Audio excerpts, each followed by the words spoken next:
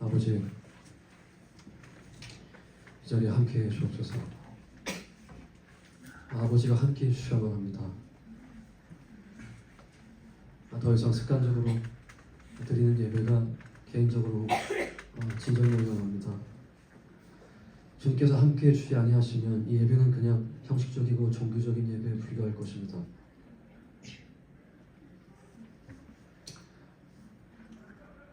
세상 사람들이 교회를 보면서 감동을 받지 못하는 이유는 오늘날 교회가 하나님이 없기 때문입니다. 주님, 간절히 소망합니다. 이것을 함께하여 주옵소서. 이 말에는 능력이 없습니다. 이 설교자는 능력이 없습니다. 주께서 함께해 주셔야지만 이 예배가 예배가 되고 하나님을 모르는 자들이 하나님을 알며 진정으로 구원받기를 소망하는 자들에게 구원이 임할 것입니다.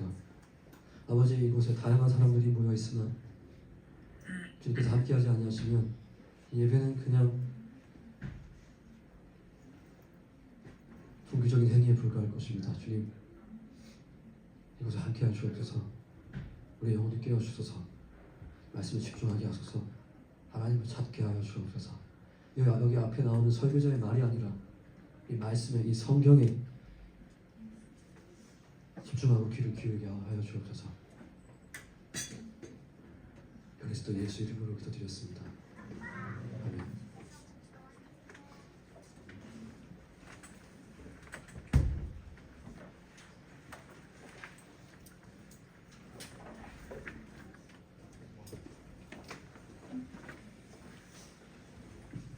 여러분, 그냥 이 자리에 앉아 있지 마십시오. 여러분,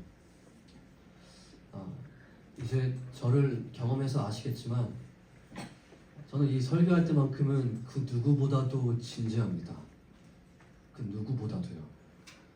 저는 천국과 지옥을 압니다. 여러분처럼 천국과 지옥을 실감하지 못하고 믿지 못했던 때가 있었는데요. 제가 구원받고 나서 실감하게 된 건 천국과 지옥이 있다는 것입니다.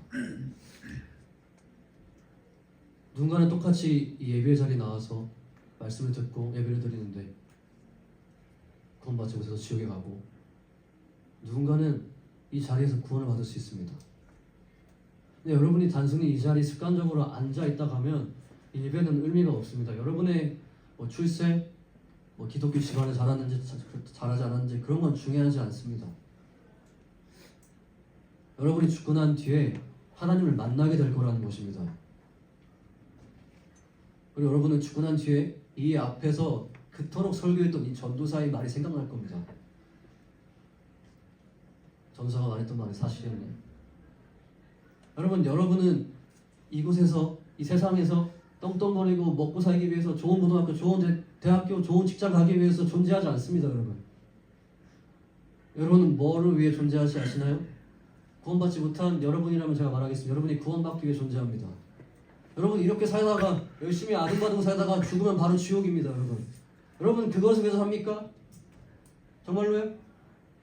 여러분은 그 정도로 죽어있나요? 여러분은 그 정도로 무감각한가요? 여러분의 그 현실이요? 하나님은 우리의 죄를 싫어하시고 반드시 우리의 죄를 심판하십니다. 여러분 죄가 없는 여러분 있나요? 탈탈 털어서 먼지 안 나온 사람 있나요? 이 세상이 말하는 도덕적으로는 완벽할지 몰라도 하나님의 법에 의거하면 우리는 죄인입니다. 악하다고요. 이 로마서는 그것을 중점적으로 다룹니다.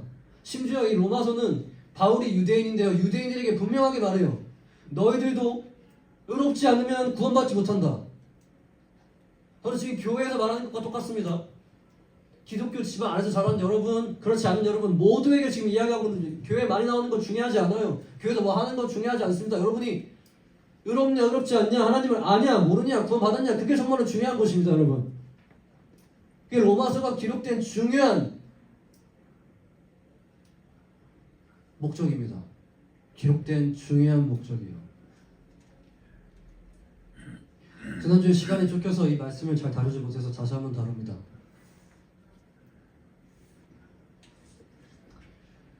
여러분, 제가 정말 부탁드립니다. 여러분의 생명과 관계한 이 문제에 대해서 진지해지길 바랍니다. 하나님의 존재하시는지 의심해도 좋으니 진지해지십시오.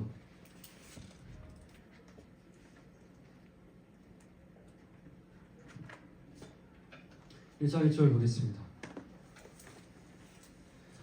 예수 그리스도의 종 바울은 사도로 부르심을 받아 하나님의 복음을 위하여 택정함을 입었으니, 예수 그리스도의 종 바울로 시작합니다. 여러분, 저번에 제가 종의 의미에 대해서 이야기를 하였는데요, 종은 약한 의미가 아니라고 말했습니다. 원어적으로는 둘로스인데요, 둘로스. 영어로 표현하면 슬레이브입니다. 여러분, 슬레이브. 주한이랑 여기 앉으세요. 우리 주원이, 주한이, 결이. 애들 빨리 들어오라고 해주시겠나요? 로마서 1장 1절에서 7절입니다. 늦게 왔지만 말씀 찾으세요. 말씀. 로마서 1장 1절에서 7절. 자, 로마서 1장 1절 다시 이야기하겠습니다. 예수 그리스도의 종 바울은 사도로 부르심을 받아 라고 시작합니다. 여러분, 이 종은 약한 의미가 아닙니다. 마치 누군가를 수발을 들고 도와주는 정도의 의미가 아니라, 여러분, 종은 노예를 의미합니다. 노예. 여러분, 노예가 뭐냐면요. 노예는 제가 여러분에게 저번에 이야기했지만 아무런 권리가 없습니다. 여러분, 노예는 아무런 권리가 없습니다. 원어적으로는 둘로스라는 헬라어로 기록되어 있고 영어로는 슬레이브입니다. 이게 뭐냐? 노예인데 노예는 아무런 권리가 없어요. 이게 무슨 상황이냐면, 노예는 본인이 배고프다고 밥을 못 먹습니다. 노예는 본인이 졸리다고 해서 잠을 못 자고, 노예는 본인이 힘들다고 해서 일을 안 할 수가 없어요. 노예는 어떤 삶을 살아야 되냐? 그 주인, 그 노예를 소유한 그 주인의 말만 들어야만 합니다. 이게 바로 노예예요. 제가 저번에 아리스토텔레스 고대 철학자 이 말을 인용하였는데요, 노예론에 일구하면, 제가 저번에 이 노예 제도를 정당하기 위한 것이 아니라, 노예라는 그 존재에 부합한 성격을 갖고 있는 민족이 있다, 그런 의미에서 아리스토텔레스의 말을 인용했는데, 여러분, 그렇지 않습니다. 아리스토텔레스가 말하고 싶은 말은 무엇이었냐면, 제가 잘못 이야기했는데, 노예 제도를 정당하기 위함이었습니다. 그 이유가 뭐냐면, 아리스토텔레스가 말하기를 어떤 민족은 노예가 되기 적합하다고 말했기 때문입니다. 어떤 민족은 노예가 되기 적합하대요. 이게 무슨 말인지 아세요? 노예처럼 애초에 성격을 가지고 태어난 자들이 있다고 말합니다. 이게 무슨 말이냐면, 생각을 하지 않는다는 말이에요. 옳고 그른, 무엇이 옳고 그르고 무엇이 나한테 유익하고 무엇이 나한테 유익하지 않은지 고민하지 않고 생각하지 않고 그냥 흘러가는 대로 삶을 산다는 것입니다. 아무 생각 없이요. 그게 노예의 특징입니다, 여러분. 근데 어떤 민족은 노예가 되기 적합하다. 어떤 일일까요? 생각 없이 살기 때문에 노예처럼 누군가가 말하는 대로 사는 것이 더 낫다. 왜냐하면 그런 사람들이 만약에, 노예 같은 사람들이 만약에 관직이 않는다고 생각해 보십시오. 나라가 어떻게 될까요? 노예 같은 사람에게 중요한 임무를 준다고 해봅시다. 뭐 어떻게 될까요? 큰일 납니다. 차라리 그런 자들은 오히려 노예처럼 저거 해라, 이거 해라, 너 자라, 깨어있으라, 말하는 대로 사는 게 더 낫습니다. 저는 여러분에게 이 말을 빌려서 이렇게 이야기했습니다. 우리 모두가 노예 같다고요. 저는 우리 모두가 노예라고 생각합니다. 죄인인 여러분은 노예라고 생각합니다. 왜요? 주인이 하라는 대로 살면서 사니까. 여러분의 주인은 누굽니까? 죄라고 생각합니다. 죄요. 여러분, 오늘날 많은 사람들이 이야기합니다. 제 삶의 주인은 나라고요. 내 삶의 주인은 나라고요. 근데 여러분의 삶의 주인이라면 여러분에게 묻겠습니다. 여러분은 음란한 마음을 통제할 수 있나요? 남자 형제들, 음란한 마음을 통제할 수 있어요? 자매들도 마찬가지입니다. 음란한 마음이 갑자기 들어요? 그럼 우리는 성적인 죄를 짓지 않습니까? 음란한 생각을 하거나 음란한 것을 보거나. 내 삶의 주인이 난데 왜 음란한 마음을 통제하지 못하나요? 누군가를 미워하고 싶은 마음이 생기면 누군가를 미워합니다. 지게 하고요. 그렇지 않나요? 내 삶의 주인이 난데 왜 내 죄가 말하는 대로 살면 산단 말입니까? 왠지 아세요? 우리의 주인은 죄이니까요. 여러분 이 점을 여러분 심각하게 생각하셔야만 합니다. 여러분은 죄에 얽매여서 지내고 있다는 것입니다. 죄요. 이 죄의 문제가 해결됐나요, 여러분? 이 죄의 문제가 해결되어야 합니다. 거듭난 자는 이 죄에서 자유롭고 새로운 본성을 얻는데 우리는 여전히 이 죄의 노예로 지내는 것이죠. 왠지 아세요? 구원받지 않았기 때문이에요. 근데 사도 바울은 이야기합니다. 나는 이 죄의 노예가 아니라 이 세상의 노예가 아니라 이 세상의 가치관의 노예가 아니라 나는 예수 그리스도의 노예다. 그분께서 하시는 대로 삶을 사는 노예다. 난 그분만을 영화롭게 해드리고 그분을 위해 살고 싶다. 난 이것이 나의 존재하는 이유다. 먹고 사는 문제, 이 죄가 말하는 내 욕구가 말하는 대로 삶을 사는 것이 아니라 이 그리스도를 따라가는 것이 내 삶의 이유다. 여러분 바울이 어떠한 존재인지 여러분에게 이야기하죠. 바울은 여러분 원래 그리스도인이 아니었습니다.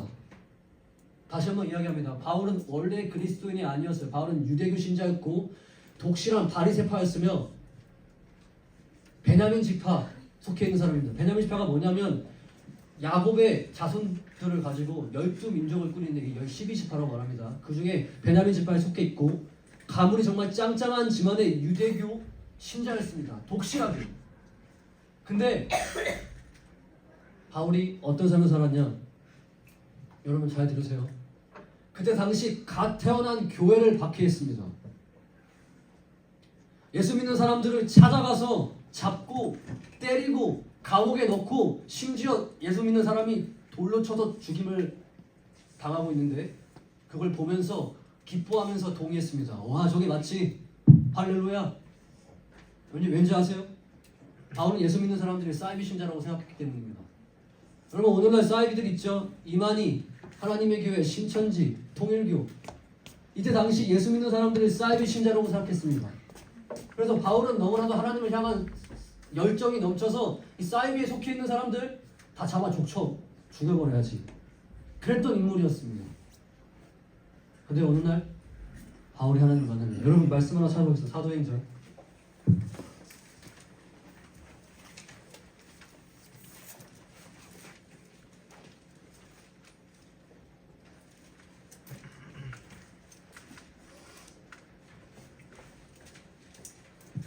사도행전 7장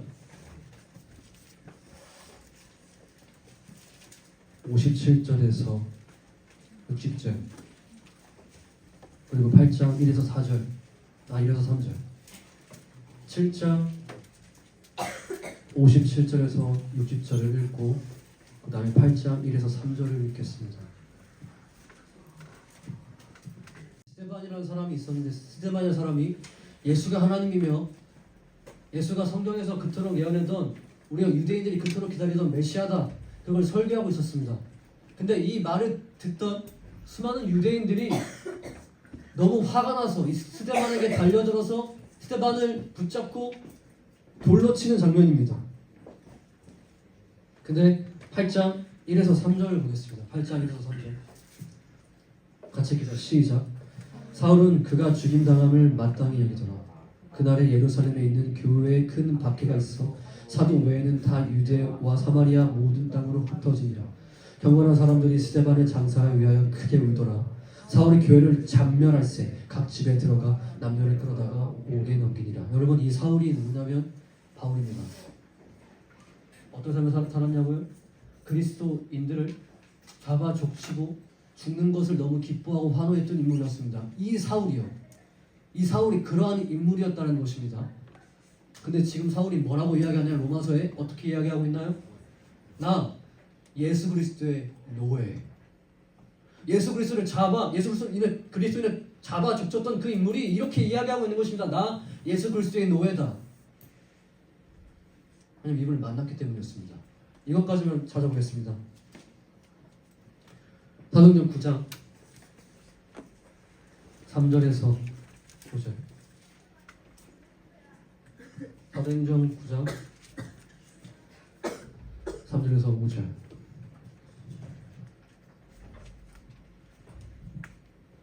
사도행전 9장 3절에서 5절. 같이 읽겠습니다.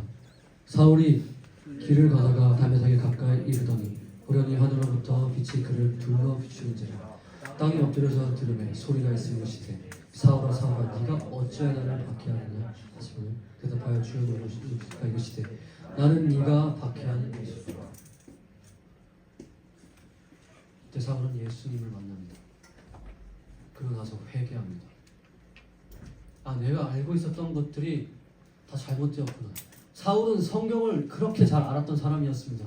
그래서 예수님을 만나는 순간 깨달은 것입니다. 아, 내가 지금 박해했던 그 예수가 메시아였구나. 성경에서 그토록 예언했던 이 땅에 오실 하나님의 그 아들이었구나.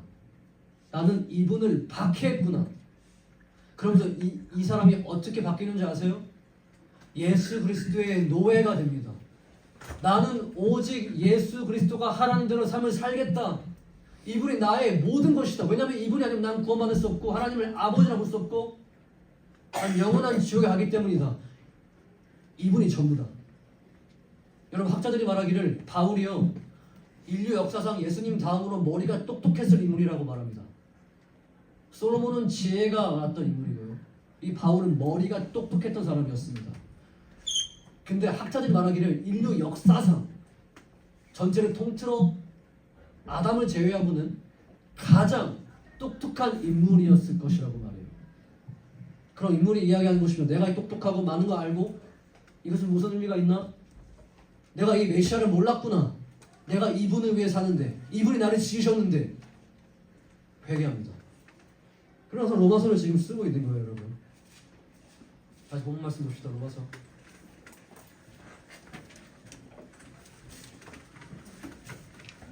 그래서 바울은 이렇게 합니다. 나는 사도를 보심을 받아 하나님의 복음을 위하여 택정함을 입었으니 이 복음은 하나님의 선지자를 통하여 그의 아들에 관하여 성경이 미리 약속하신 것이라. 여러분, 여기서 사도는 쉽게 말하면 하나님의 말씀을 전하기 위하여 선택받은 자입니다. 근데 심지어 이 사도는 뭐냐? 앞으로 쓰여질 신약 성경을 쓸 인물들을 사도라고 말합니다. 여러분, 지금 우리가 보고 있는 신약 있죠? 이때 당시에는 신약이라는 게 없었어요. 이때 당시 오직 어떤 성경만 있었냐? 바로 구약입니다. 지금 여러분이 신약을 읽으면서 계속 볼 텐데 성경이라는 말이 계속 나올 거예요. 신약을 읽다 보면 그 성경이 뭐냐면 이 신약을 말하고 있는 것이 아닙니다. 구약을 말하고 있는 거예요. 근데 이 사도는 어떤 사람들이냐? 앞으로 이 신약이라는 성경을 쓸 사람들을 사도라고 말합니다. 앞으로 우리에게 주어질 이 신약, 지금 신약이 주어졌죠? 이 신약을 쓸 사람들을 사도라고 이야기합니다. 바울이 그토록 예수 그리스도를 박해하고 잡아 죽였던, 증거했던 그런 인물이 이 신약 성경을 쓸 사람으로 부름을 받았다는 것입니다. 근데 이 복음은 2절 하나님이 선지자를 통하여 그의 아들에 관하여 성경이 미리 약속하신 것이라. 여러분들 긴말하지 않겠습니다. 역사적으로 이 예수 그리스도가 실존했던 인물이라는 것은요. 여러분, 사대성인 아시죠? 제가 계속 이야기하지만 사대성인 그 중에 한 분이 예수님입니다. 예수님이 실존하지 않았던 허구 인물이라면 굳이 역사가 사대성인으로 쓰지 않았겠죠. 근데 논쟁은 뭐냐? 이분이 하나님이냐 하나님이지 않냐가 이 역사에서 가장 논쟁이 됐던 쟁점입니다. 근데 성경은 뭐라고 이야기하냐면 이분은 하나님이다. 왜? 인류 역사상 여러분 세계사를 공부하고 수많은 위인들을 공부하다 보면 깜짝 놀라는 게 뭔지 아세요? 예수님을 제외하고는 구체적으로 예언된 인물이 없습니다. 예수님을 제외하고는 이 땅에 언제, 어느 시대에, 어느 도시에 누구를 통하여 올 것이 정확하게 예언된 인물이 없어요. 예수 그리스도를 제외하고는요. 이분이 하나님이시기 때문에, 메시아이기 때문이에요. 지금도 여러분 유대인은 이 메시아를 기다리고 있습니다. 여러분 그거 아세요? 이스라엘에 있는 정통 유대인들은 지금도 이 메시아를 기다리고 있어요. 왜냐하면 유대인은 이 땅에 예수님이 아직 오지 않으셨다고 믿거든요. 메시아가 오지 않았다고 믿거든요. 근데 성경은 뭐라고 이야기하냐면, 신약도 계속 이야기하지만 이미 예수 그리스도가 이 땅에 오셨다. 이분은 하나님이시다.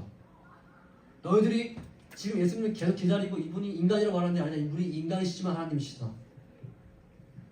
이분 아니면 너희들 구원받을 수 없다. 계속 이야기를 할 겁니다. 로마서를 보면요. 그래서 바울이 이야기하고 있는 거예요. 3절에 보면 그의 아들에 관하여 말하면 육신으로는 다윗의 혈통에서 나셨고, 다윗이 중요한 인물이기 때문이에요. 이스라엘 그 국기 보면 별광이라고 했죠. 다윗의 별. 다윗의 별. 여기 다윗을 상징하는데요. 다윗이 이스라엘 유대인들에게 가장 중요한 왕 중에 한 명인데 성경에 보면 이 다윗 후손으로 예수께서 오신다고 이야기를 합니다. 그래서 바울이 지금 그 말을 하고 있는 거예요. 예수께서 실제로 다윗 후손으로 오셨다. 지금 증거하고 있는 것입니다. 4절. 성결의 영으로는 죽은 자들 가운데서 부활하사 능력을 하나님의 아들로 선포되셨으니 곧 우리 주 예수 그리스도시라. 4대 선인 중에 유일하게 무덤 안에 시신이 없는 인물이 누구냐? 바로 예수님입니다. 유일하게요. 뼈가 없습니다. 아무것도 없어요. 유일하게 4대 선인 중에 예수님만이요. 왜일까요? 부활하셨기 때문에요. 이거 말로는 달리 설명할 수 없습니다.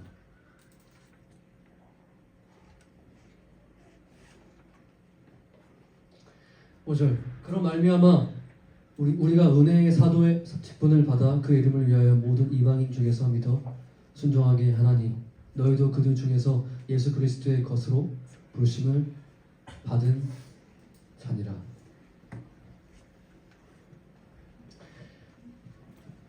바울의 이름은 두 개입니다, 여러분. 바울의 이름은 두 개예요. 하나는 사울이고 하나는 바울입니다. 사울은 유대식 이름이에요. 유대식 이름.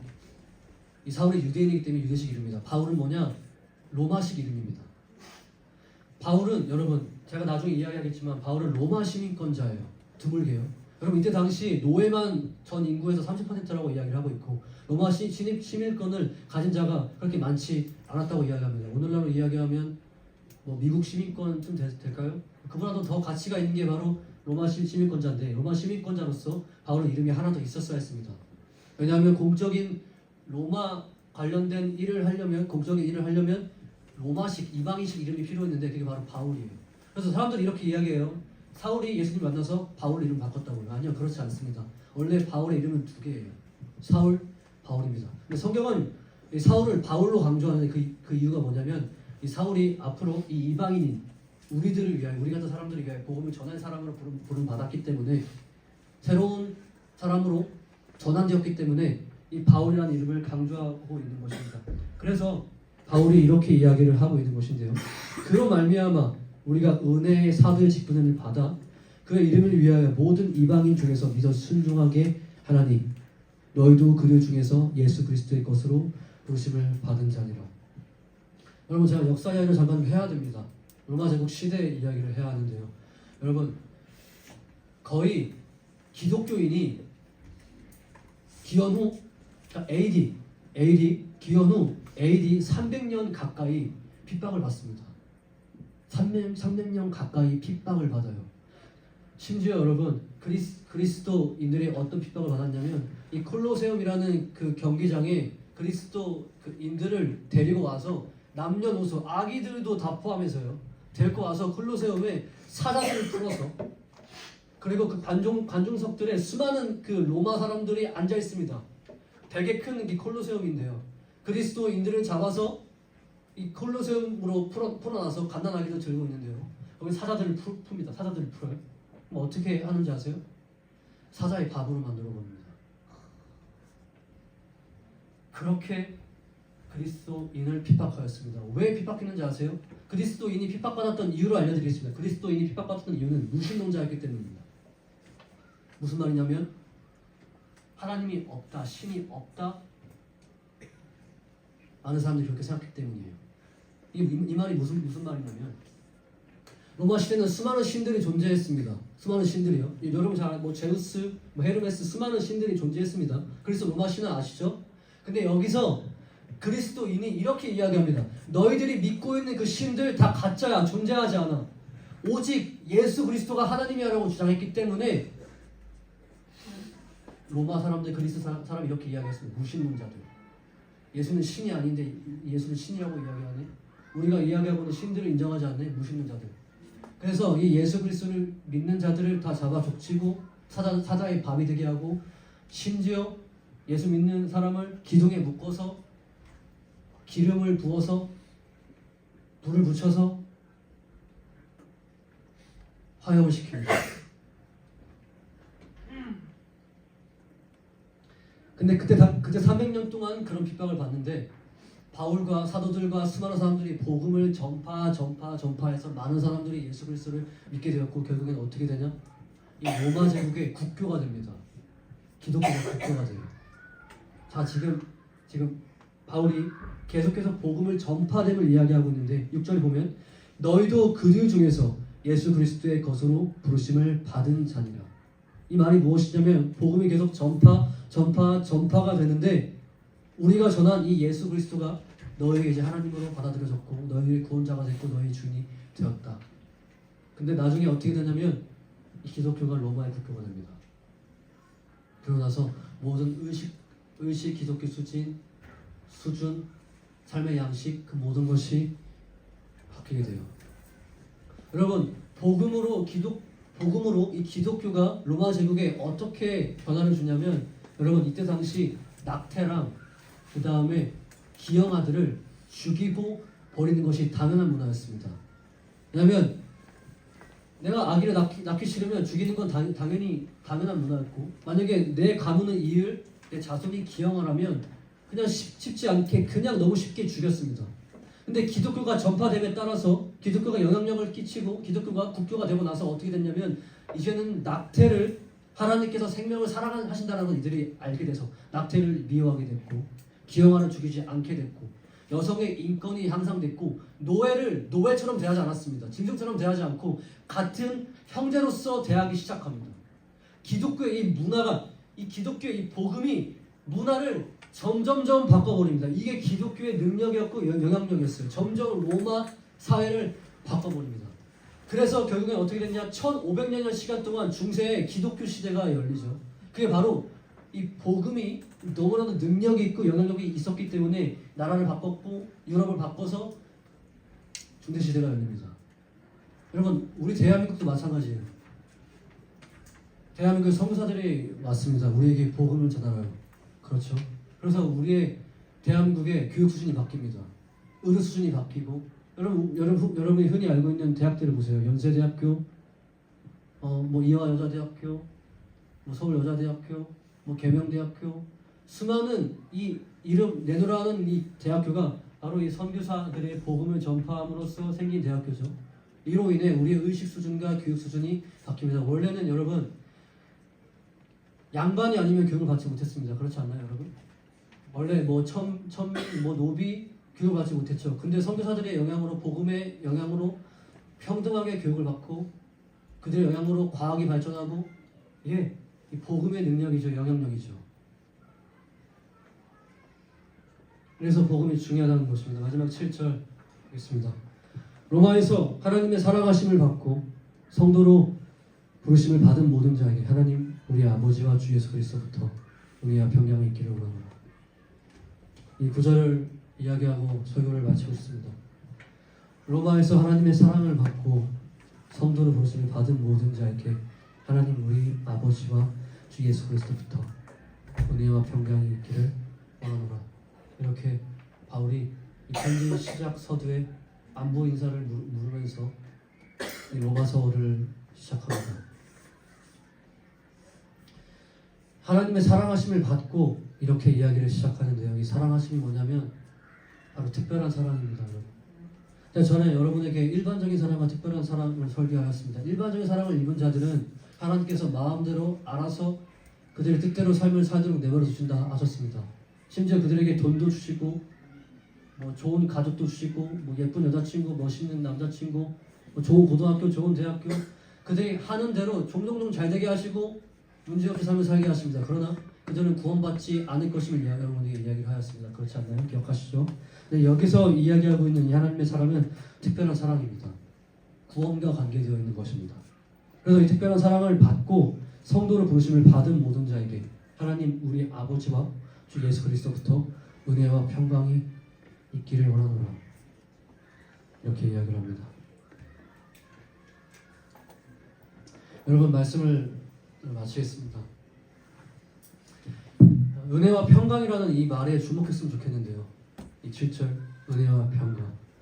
여러분 하나님의 사랑을 입은 자들은 반드시 이 은혜를 받습니다. 여러분 이 바울이 어떻게 구원을 받았냐면 하나님의 은혜로 구원을 받는 것입니다. 근데 바울이 어떤 사람이었죠? 이 예수 그리스도를 믿는 자들 핍박했고 예수를 핍박했던 인물이었습니다. 구원받기 합당하지 않고 오히려 저주받고 지옥에 가야 했던 인물이었습니다만 하나님의 은혜로 이 바울이 구원을 받습니다. 근데 이 은혜의 전제가 무엇이냐? 바로 예수님입니다. 예수님. 여러분 이 부분 중요합니다. 여러분 이 부분 중요해요.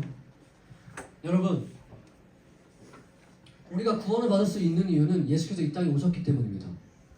그리고 예수께서 우리를 위해서 죽으셨기 때문이고 부활하셨기 때문입니다. 만약에 우리가 은혜만 받고 예수께서 이 땅에 오시지 않으셨으면 우리는 절대로 구원을 받을 수 없습니다. 바울이 이야기하고 있는 것은 이 은혜의 전제가 되는 게 누구냐? 바로 예수 그리스도인데 예수 그리스도 이 믿는 자 너희들은 은혜로 구원을 받은 자들이다. 그 너희들에게는 이 평강이 함께할 것이다라고 주장하고 있는 것입니다. 여러분 은혜로 구원을 받은 자는 평강이 함께합니다. 왜냐하면 그 자는 하나님의 심판에서 건짐을 받았고 하나님의 사랑과 하나님의 은혜와 하나님의 함께하심이 함께하기 때문입니다. 지금 여러분이 지금 당장 죽어서 지옥에 가면 여러분은 지금 평안이 있을 수 있나요? 저는 이 복음을 듣고 5년이라는 시간 동안 이 말씀을 연구하고 구원받기 힘썼는데요. 날마다 눈을 뜰 때 했던 말이 하나님 저를 살려주셔서 감사합니다 였습니다. 전 날마다 잠자리 드는 것이 두려워했는데요. 왜냐하면 제가 구원받지 않았기 때문이에요. 평강이 하나도 없었습니다. 근데 구원받고 나서 이 은혜를 입고 나서 느꼈던 게 그 큰 감정이 뭐냐? 바로 평강이었어요. 평안했습니다. 내 죄가 다 사해졌구나. 난 구원을 받았구나. 은혜를 받고 구원받은 자에게 반드시 일어나는 게 뭐냐? 바로 평강입니다. 이건 세상이 주는 평강과 다릅니다. 여러분은 지금 아등바등 청소년부로서 청년부로서 불안한 마음으로 여러 고민으로 삶을 살아가고 있죠. 근데 여러분은 거기에 답을 찾으려고 하고 있고 거기에 목을 메고 그것을 찾습니다. 계속 노력을 해요. 근데 여러분 중요한 건 뭐냐면 여러분이 구원을 받지 못했다면 여러분이 하나님의 은혜를 입지 못했다면 여러분은 죽을 것이고 심판을 받습니다. 그리고 여러분 세상 것들을 아무리 찾고 구하고 잘 되더라도 여러분에게 참 평안이 없을 것입니다. 왜냐하면 여러분은 죽을 것이기 때문입니다. 여러분은 죽을 겁니다. 그 하나님을 만나게 됩니다. 제가 예언 하나 하겠습니다. 여러분은 죽습니다. 저도 죽고 다 죽어요. 근데 구원받지 않았다면 은혜를 입지 않았다면 우리에게 평강이 없을 것이고 우리에게 만족이 없을 것입니다. 그러므로 바울이 이야기하고 싶은 건 하나님의 사랑을 받고 성도를 부르시 받은 모든 자에게 하나님 우리 아버지와 주 예수 그리스도부터 은혜와 평강이 있기를 원하노라. 여러분에게 은혜와 평강이 있기를 바란다는 것입니다. 은혜와 평강이. 그래서 여러분에게 이야기하고 싶습니다. 여러분에게 은혜와 평강이 있기를 바란다고요. 여러분 설교를 마치면서 여러분 우리 주원이도 그렇고 주한이 찬이 결이 모든 친구들에게 이야기합니다. 하나님의 은혜를 구하세요. 하나님의 은혜를 구하십시오. 여러분 하나님의 은혜를 구하세요. 하나님의 여러분을 구원하시도록요. 여러분이 예수님을 향한 마음이 생기도록요. 예수님께 끈질기게 붙들어 구하는 마음이 생기도록요. 예수님을 믿기 힘쓰도록 이 은혜를 구하세요. 여러분이 이 은혜를 받지 못하면 평강이 없을 거예요. 여러분 구원받지 못할 거예요. 하나님의 은혜와 평강이 여러분과 함께하기를 여러분은 구하시길 바랍니다.